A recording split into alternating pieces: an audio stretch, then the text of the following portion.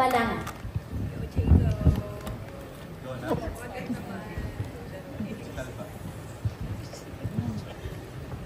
Hello po to the, syempre, mga dancing celebrity and the digital stars and of course mga judge and Mr. Alec. Congratulations. This is probably the next biggest collaboration show here on GMA. So my question sa mga digital stars, sa kabila ng pagiging online personality, ano ang pinaka-challenging na pagbabago sa pagharap sa mga live audiences and judges? Anyone? Let's start with GM. Ako naman po, besides content creating din naman po talaga, I grew up competing outside. I grew up representing the Philippines in different countries.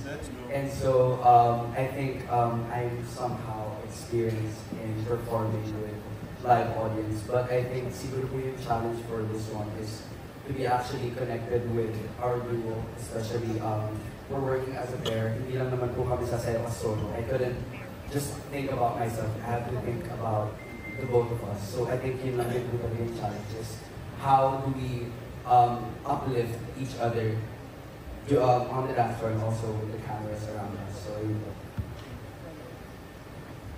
I think for me, content creating, it's kind of easy to do it alone in your room. Kasi kontrolado mo yung time, yung pacing, and you can always do resets. Take 2, take 3, take 4.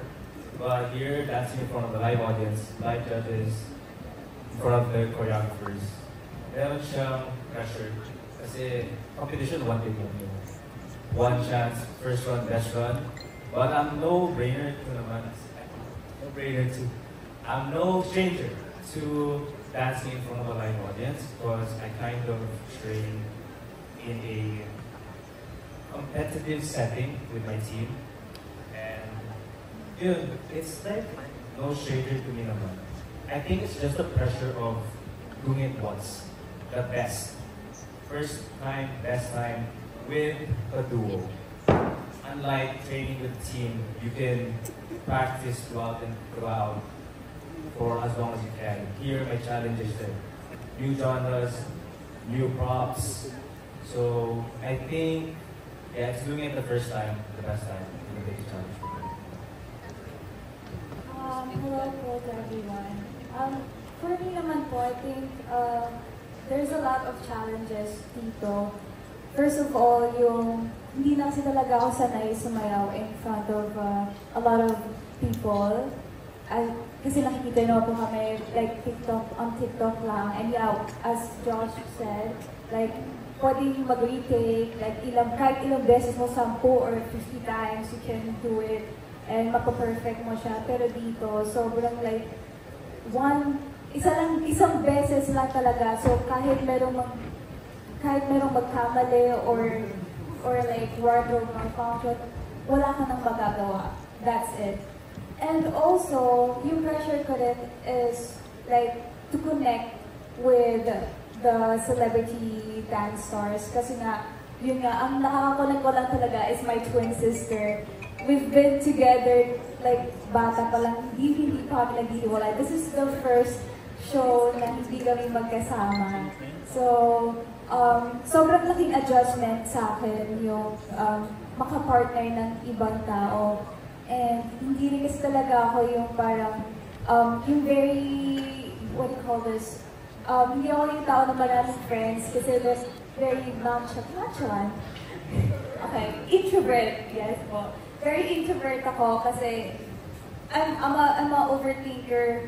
Yung baka may sasabihin sa akin, gano'n. So, yung connection para sa akin, medyo naging mahirap siya. And yun nga, kasi yung show na to, there's daming nangyayari. Like, yung iba't ibang challenge talaga. Of course, pati yung genres ng sayaw, which we're not used to, kailangan mo talagang tanggapin and like, i-face yung challenge na yun. So, yeah. Thank you po. Hello, 안녕하세요. Okay, so una po, para sa akin po, since I started this dance show, iba po yung pressure sa akin kasi kilala na po ako dito sa Pinas as a dancer. And syempre, ang tingin nila sa akin, kaya ko lahat. Pero sa totoo lang po, yung language pa lang yun yung talagang challenge. Communicating with all the Filipino staff, mga judges, even like actually yung sinasabi ko po, hindi 100% talaga expressive yung feeling ko, hindi talaga yun yung totoong gusto ko sabihin. Yes nyo ba? Yung parang gusto ko sabihin lang itong 100% pero actually ang na-deliver ko is 70% lang pala. Parang yun yung nangyayari sa akin. So language barrier is number 1. Second one is, hindi talaga ako perfect na dancer pero ang tingin nila sa akin, kaya ni Das yun. So ako naman parang, okay ka, sige kaya ko. Ganyan yung nangyayari. So iba po yung pressure sa akin pero at the same time, super na-enjoy ko yung challenge na to. And also the what do you call it, the connection with the partners, and then even yung mga judges whenever they comment, talagang hindi yung parang same sila, ang galing-galing nyo, ang husay nyo, hindi lang yun. Parang yung comment yung talagang galing sa puso, yun yung nararamdaman ko sa kanila, kaya super na-appreciate ko din sa kanila. Pero at the same time, minsan hindi ko rin na-gets yung mga comment nila. Korean ako. Minsan hindi ko marinig masyado, pero again, ako po nag-adjust kasi nasa Pinas pa ako. Ako naman po, sobrang challenge po sa akin kasi alam niyo naman po na singer po talaga ako. Hindi, joke lang po. Yun po, nagpapasalamat po ako sa mga boss natin dahil napasama po ako dito sa Stars on the Floor. Showcase ko na naman po yung talent ko dahil sobrang na-miss ko pong sumayaw. Yun, siguro yung challenge po talaga sa akin na hindi ko makakalimutan yung mga genre na binibigay po sa amin. Dahil sanay po ako sa hip-hop na simula bata pa lang ako, sumasayaw na ako. Pero dito sa Stars on the Floor, kala ko okay na yun na dancer ako, nakakapag-breakdance ako. Pero nagulat po talaga kami lahat sa mga genre na binibigay po sa amin. Na sabi ko, ito yung pinakamahirap na experience ko dahil basta iba-iba po kasi genre yung binibigay sa amin na hindi po ako sanay. Hindi po sanay yung katawan ko sa ganon. So, yung mga jazz, yung mga paso doble, as in, kala nila parang relax lang sa akin or kayang-kaya ko. Pero pag umuwi ako sa bahay, nag-bowling talaga ako. Kaya talaga, hindi ko po. Pero seryoso po, talagang nahihirapan po ako. Pero dahil na-inspire din po ako sa mga kasama ko, sa mga idol natin na nandito lahat, na kung kaya nila, kumbaga kaya ko rin talagang magpa-practice lang talaga ng maigi, bibigyan mo talaga ng oras. At yun, nagpapasalamat din po ako dahil nakasama ko na si Rojo dito sa show. Kasi sobrang idol ko po kasi talaga siya at na-inspire po talaga ako sa kanya na sabi ko sana yung sinasayawan ni Rojo nung nanonood ako sa TV, sana ganun din yung ma-experience ko. Na dati pinapangarap ko maging backup dancer ng mga artista, pero binigay sa akin ni Lord na mapasama ako dito at talagang yung mata ng mga tao na nasa amin dalawa lang nung katante mo. So nagpapasalamat po ako sa blessings na binigay po sa akin at pag-iigihan po namin lahat para mas maka-inspire pa po ng mga tao. Yun lang po. Maraming salamat. Wow. To hear those words, talagang aabangan talaga ito ng mga kapuso. And my last question, anyone who can answer sa mga digital source. May surprise ba na pwede niyong itis na abangan ng mga fans and viewers?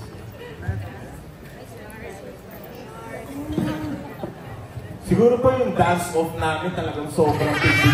Talagang matindi po talaga yung dance-off na mangyayari as in kahit yung cameraman napapaiwas na sa mga tambingan or sa mga kung ano-anong ginagawa namin. Ayun ang abangan po nila kasi yung mga nasanay po yung mga tao like sa celebrities sa amin na sumasayaw lang sa TikTok or sa TV. Pero dito, ibang individual siya yung pagka-dance off na. Talagang yung mga kahit kami sa sarili namin na hindi namin kaya, na ilalabas namin dun. Nagkakanda pilay-pilay na po kami para lang manalo dito. Meron din po ako yung, hindi lang, kasi usually po pag wala Sundays, like, stage lang ipapakita. Kami po, meron po kami mga behind the scene na ipapakita din sa Stars on the Floor. So, mga iyak-iyak, biglang mental break, biglang umalis na lang sa practice area, may mga ganyan po kami na eksena. So, abang-abangan nyo. Hindi ko sinasabi ikaw.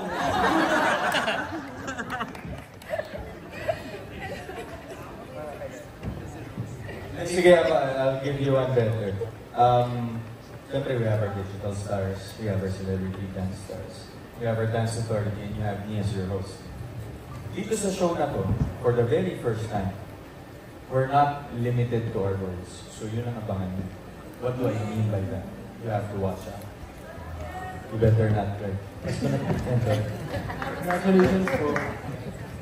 Thank you, Sir Jacob. The floor is yours. Ms. Vanessa Humok of GMA.